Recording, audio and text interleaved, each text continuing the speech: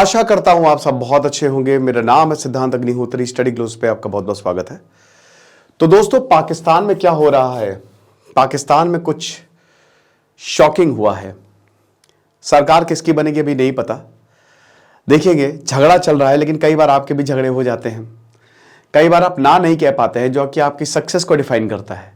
कई बार आप अपने इमोशंस को नहीं समझ पाते हैं। तो इमोशंस को कैसे कंट्रोल करना है, गुस्से को कैसे कंट्रोल करना है, दूसरों के साथ कैसे बात करनी, दूसरों को कैसे पॉजिटिव तरीके से मैनिपुलेट करना है, वो हम अपने शानदार कोर्स सुपर एक्सप्रेशन में बताएंगे। With the art of saying no. 6 lectures, 14+ hours का कंटेंट, सिर्फ 300 रुपए का course. Psychologist doctor Mayurika Das आपको बताएंगे कि कैसे अपने इमोशंस को काबू करना है।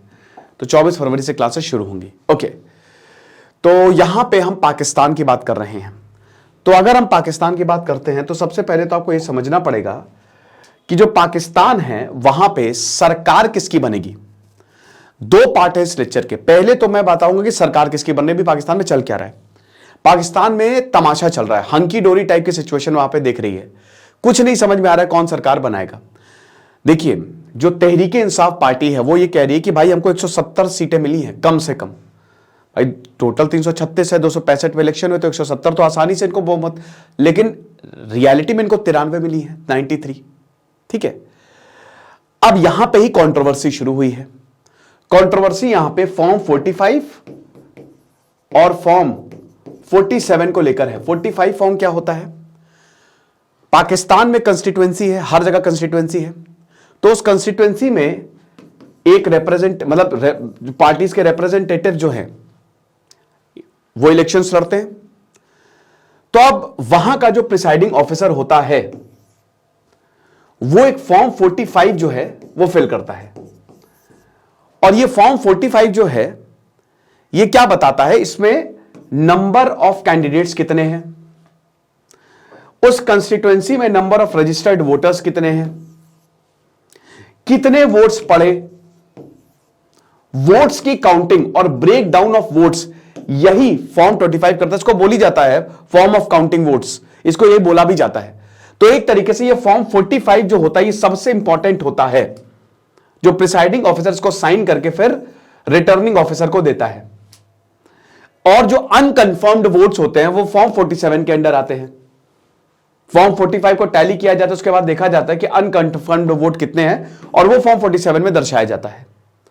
फिर फॉर्म 48 और 49 से फाइनल रिजल्ट जो है वो पब्लिश किया जाता है और उसके बाद दिखाया जाता है कि कौन सी पार्टी जीत रही है।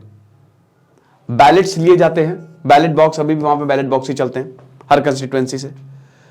फिर उसमें वोट निकाले जाते हैं और वो सब कुछ फॉर्म 45 में भरा जाता है, साइन किया जाता है। फिर अनकन्फर्म वो फॉर्म 47 में और 48, 49 रिजल्ट दिखाता है।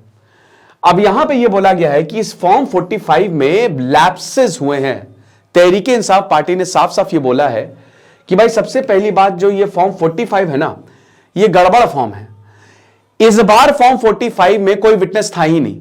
हमको मना किया गया। आमतौर पे जो रिप्रेजेंटेटिव्स होते हैं वो वहां पे प्रेजेंट होते हैं भाई, क्योंकि ट्रांसपेरेंसी रहे, फ्री एंड फेयर इलेक्शन हो। लेकिन इस बार ऐसा हुआ ही नहीं, किसी को कुछ खड़ा नहीं किया गया। यहां पे अपनी मनमानी हुई है पाकिस्तान में। दोस्तों, बड़ी बात यह है कि कुछ जगह पे जो कैंडिडेट्स हैं उनको 0 वोट्स मिले। 0 वोट्स मिल ही नहीं सकते। वो कैंडिडेट खुद को तो वोट करेगा ना, उनके परिवार वाले तो उसको वोट करेंगे। 0 वोट्स कैसे मिल सकते हैं? तो एक चीज बिल्कुल पक्की है कि इलेक्शंस आर रिग्ड, जो कि अमेरिका ने भी जिसपे आपत्ति जताई थी कि इलेक्शन धांधली, पूरा धांधली की गई है। इसके बावजूद तहरीके इंसाफ पार्टी 93 सीट्स जीती है। तहरीके इंसाफ पार्टी को बैन किया गया था और इनके इलेक्शन जो कैंडिडेट्स हैं वो इंडिपेंडेंट, निर्दलीय लड़े हैं। अब वो बता रहे हैं कि हमने 170 सीटें वैसे जीती हैं, बट क्योंकि धांधली हुई है तो 93 सीटें दिखा रहा है। फॉर्म 45, फॉर्म 47 दोनों में धांधली हुई है।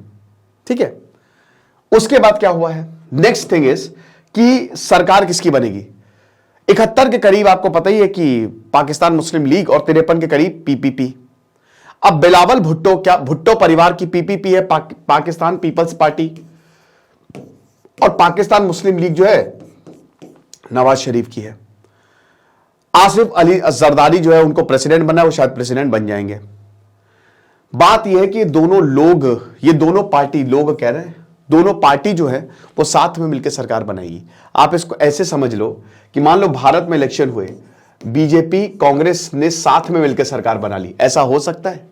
नहीं हो सकता है। बट यहां पे कुछ ऐसा हमको देखने को मिल रहा है। हालांकि पिछली सरकार में भी पीपीपी तो थी ही, बट फिर पे यहां पे एक कहते हैं ना कि समझौता सा हो गया है। दूसरा, प्रधानमंत्री कौन बनेगा? भाई ऐसा बोला जा रहा है कि नवाज शरीफ प्रधानमंत्री नहीं बनेंगे, नवाज शरीफ प्रधानमंत्री पद नहीं लेंगे। इमरान खान का तो आता ही पता नहीं है, तो प्रधानमंत्री कौन बनेगा? ऐसा बोला जा रहा है कि शहबाज शरीफ जो है वो प्रधानमंत्री बनने वाले हैं। ये एक शॉकिंग ट्विस्ट है। सरकार कौन बनाएगा इसका पता नहीं। यह बिल्कुल पक्की बात है कि मार्शल लॉ नहीं लगने वाला, जिसके कयास जो है वो लगाए जा रहे थे। बट हां, ये एकदम आप ये समझिए कंफर्म्ड है कि इलेक्शंस जो हैं इन पाकिस्तान आर रिग्ड। अब इस पे प्रदर्शन होंगे नहीं होंगे, क्योंकि अभी कुछ खास इस पे प्रतिक्रिया दिख नहीं रही है। थोड़े बहुत प्रोटेस्ट हुए थे, कियोस हुआ था, बट वो शांत हो गए।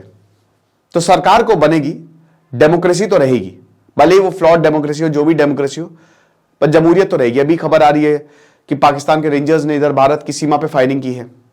अब देखिए इलेक्शंस खत्म हुए, काम इनका शुरू हो गया। अब भारत, जो भारतीय जवान है, जो बीएसएफ के रेंजर्स है, वो मुंह तोड़ जवाब देंगे, मुंह ही तोड़ देंगे। तो यही है, जो है सो है।